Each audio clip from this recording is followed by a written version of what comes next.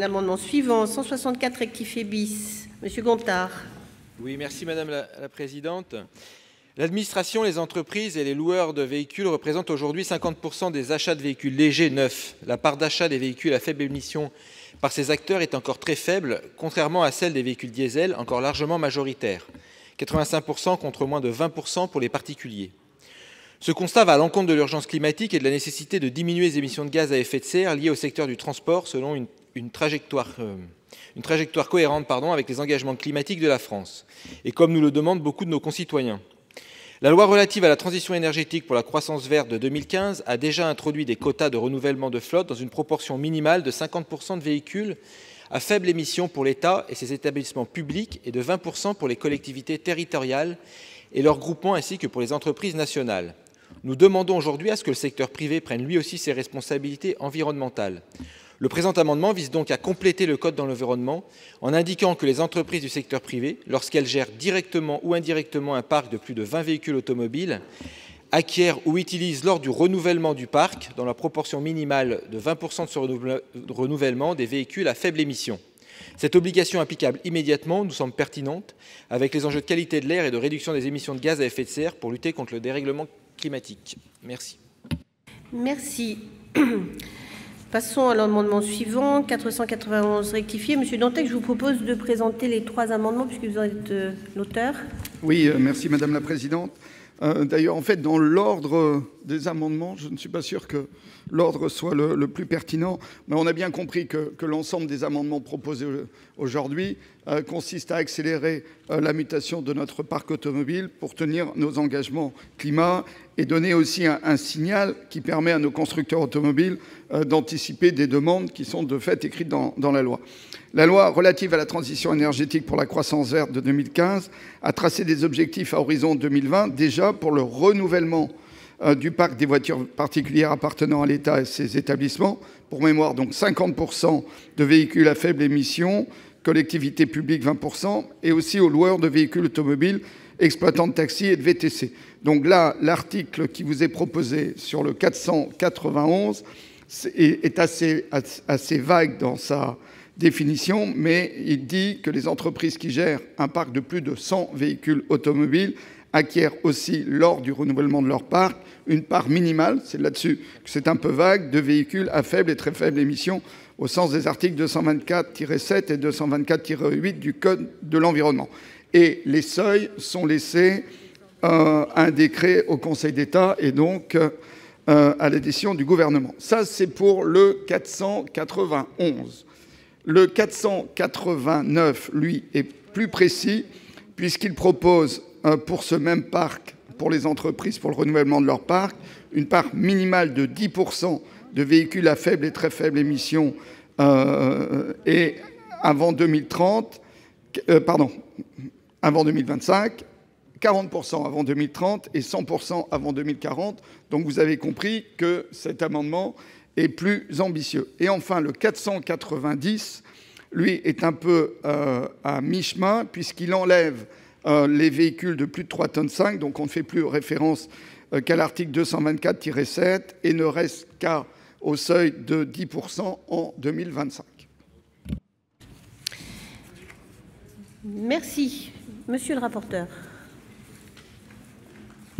Oui, ce sujet a fait l'objet de nombreuses discussions en commission et nous avons tenté de trouver une voie acceptable à la fois pour les entreprises et pour les différents acteurs, avec la perspective d'atteindre les objectifs fixés sur le plan climatique.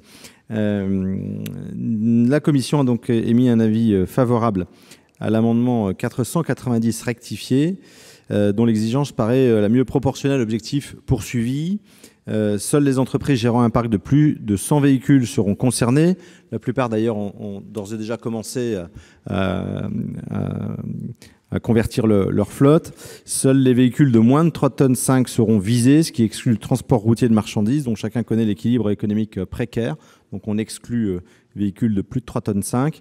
Et enfin, seuls les véhicules à faible émission seront ciblés avec un objectif fixé à 10% de chaque renouvellement au plus tard d'ici à 2025. Donc c'est un avis défavorable aux amendements 731, 164, 491 et 489, et donc favorable au 490 rectifié, qui est le fruit des réflexions de la commission. Merci. Madame la ministre, l'avis du gouvernement. Merci Madame la Présidente. Le gouvernement partage la volonté d'élargir les obligations qui ne pèsent aujourd'hui que sur les flottes publiques à tous les grands détenteurs de flottes afin qu'ils contribuent à nos objectifs climatiques et environnementaux. Il semble effectivement pertinent que cette obligation s'applique pour les détenteurs de plus de 100 véhicules, d'exclure les véhicules de plus de 3,5 tonnes. Et donc, je propose effectivement le retrait des différents amendements au profit de l'amendement 490. Monsieur Dantec, vous souhaitez retirer les deux amendements précédents? Oui. Et Monsieur Gontard, que souhaitez-vous faire? Oui, très bien. Donc, mettre aux voix l'amendement 490 rectifié bis avec un avis favorable de la Commission et du gouvernement. Qui est pour? Qui est contre? Il est adopté. Avant l'article 26, 5 amendements faisant l'objet d'une discussion commune. Madame Préville, pour l'amendement 877 rectifié bis. Merci Madame la Présidente, Madame la Ministre, chers collègues. La loi du 17 août 2015 relative à la transition énergétique pour la croissance verte impose des obligations minimales de véhicules à faible émission pour les flottes publiques de plus de 20 véhicules automobiles, ainsi que pour les loueurs de véhicules, les taxis, les exploitants de voitures de transport avec chauffeur. Les véhicules à faible émission sont définis comme des véhicules électriques, ainsi que des véhicules de toute motorisation et de toutes sortes d'énergie produisant de faibles niveaux d'émissions de gaz à effet de serre, fixés à 60 grammes de dioxyde de carbone par kilomètre.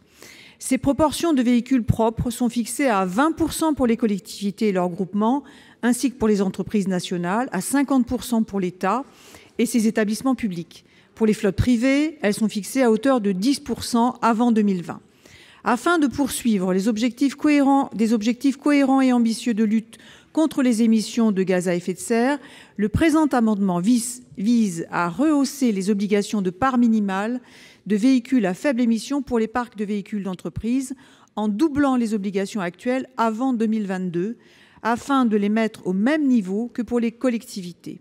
Il est également proposé de transférer ces dispositions de la loi du 17 août 2015 au Code de l'environnement. Je vous remercie. Merci. L'amendement suivant, qui est identique à celui qui vient d'être présenté, c'est l'amendement 883 rectifié bis. Monsieur Gold. Oui, merci Madame la Présidente, Madame la Ministre. Donc, comme défendu précédemment par notre collègue, l'objet du présent amendement est de modifier à la hausse les obligations de part minimale de véhicules à faible émission pour les parcs de véhicules d'entreprise, en doublant les obligations actuelles avant 2022. Il est également prévu de codifier ces dispositions de la loi du 17 août 2015 dans le Code de l'environnement. Je vous remercie. Merci. Amendement 487 rectifié. Et Monsieur Dantec, vous avez à nouveau 3 amendements. Je vous propose de les présenter les uns après les autres. Voilà, donc une palette d'amendements au choix laissés à l'intelligence du rapporteur de la Commission et de l'Assemblée. Donc il faut donc rappeler que dans l'article 37 de la loi de transition énergétique et pour la croissance verte, on prévoit qu'avant 2020, les exploitants de plus de 10 véhicules achètent à chaque renouvellement au moins 10% de véhicules à faible émission. Donc c'était pour les exploitants de taxis et de VTC. Et donc là, il s'agit de monter ce chiffre à 20% de manière rapide, 2022. Et suivant les amendements, soit on rajoute d'autres objectifs à 2025 et à 2030, soit on reste à 2022, ce qui est le 488. Donc j'ai fait les 3 à la fois. Très bien. Merci. Monsieur le rapporteur. Oui, Madame la Présidente, nous avons beaucoup échangé aussi sur ces sujets en commission et depuis la commission, en prenant en compte le fait que les différents acteurs concernés, loueurs, taxis, VTC, ont d'ores et déjà engagé des démarches dans ce cadre. Je cite souvent l'exemple de Milan où quasiment 100% des taxis sont des véhicules hybrides, comme dans beaucoup d'autres grandes villes. Dans cette optique, la Commission a émis un avis favorable aux amendements identiques 877 et 883 qui proposent de doubler les obligations actuelles en donnant 2 ans supplémentaires pour les atteindre, soit 20% de véhicules à faible émission, sans préjuger de l'énergie utilisée, à chaque renouvellement d'ici à 2022. Uniquement sur le renouvellement. Je tiens par ailleurs à souligner que les ventes aux loueurs représentaient 13% des ventes de voitures neuves en France sur l'année 2018. Le doublement aura donc un effet réel sur l'évolution du marché dans son ensemble, sans parler évidemment du rôle prescripteur auprès des clients.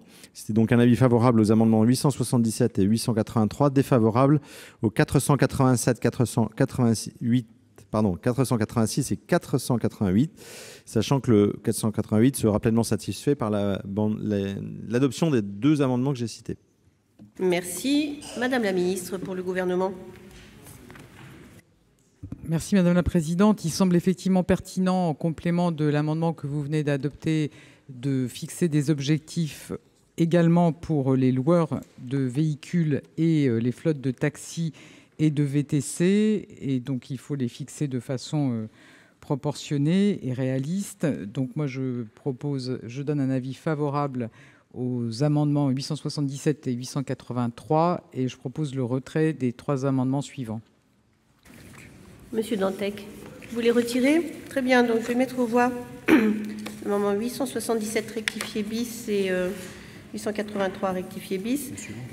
Pardon, Monsieur Longuet, vous souhaitez prendre la parole, allez-y. Oui, merci Madame la Présidente, Madame la Ministre, mes chers collègues. Moi, je vote de bon cœur cet amendement. Je voudrais simplement rappeler que dans le parc automobile de l'État, il y a des véhicules militaires qui sont en nombre important. Je voudrais savoir si les 60 grammes s'imposent à ces véhicules. Bon, pourrait d'ailleurs ajouter les véhicules de gendarmerie et de police, notamment tous ces camions que l'on voit défiler dans les avenues de Paris les samedis. Très bien. Vous souhaitez répondre, Madame la Ministre? Allez-y. Je voudrais préciser que les véhicules d'opération, les véhicules opérationnels d'intervention sont exclus de ces obligations. Bien, merci pour cette précision. Donc je mets aux voix les amendements, je ne vais pas les reciter. Avec un avis favorable de la Commission, un avis favorable du Gouvernement, qui est pour, qui est contre, ils sont adoptés. Avant l'article 26, amendement 227 rectifié bis, Madame Tocqueville. Merci Madame la Présidente, Madame la Ministre, mes chers collègues. Les véhicules à faible émission sont définis par le décret 2017-24 du 11 janvier 2017 comme des voitures particulières et des camionnettes dont les émissions de gaz à effet de serre sont inférieures ou égales à 60 grammes par kilomètre pour les émissions de dioxyde de carbone. En revanche, ce décret ne définit aucun seuil d'émission de polluants atmosphériques et ne permet dès lors pas au dispositif de poursuivre des objectifs pour la qualité de l'air. Ce même décret définit cependant la catégorie des véhicules à très faible émission comme des voitures particulières et camionnettes dont la source d'énergie repose sur l'électricité et ou l'hydrogène. Les mobilités électriques à batterie et à hydrogène n'émettent en effet ni gaz à effet de serre ni polluants atmosphériques et constituent des technologies complémentaires pour le déploiement à grande échelle d'un parc de véhicules propres. Nous souhaitons donc encourager à compter de 2021 le développement des mobilités zéro émission en instaurant un sous-objectif dédié aux véhicules à très faible émission au sein des parcs de véhicules à faible émission acquis ou nouvellement utilisés par les pouvoirs publics. Nous proposons que la part des véhicules à très faible émission soit fixée par décret. Cette mesure permettra d'anticiper la transposition de la directive relative à la promotion de véhicules de transport routier propres et économie en énergie en cours de révision, qui s'apprête à renforcer les quotas de véhicules zéro émission sur les marchés publics. L'accord en trilogue du 11 février 2019 fixe en effet pour la France une part de 37,4% de voitures et camionnettes propres à l'horizon 2025, les véhicules propres étant définis à des seuils d'émissions de CO2 inférieurs à 50 grammes par kilomètre.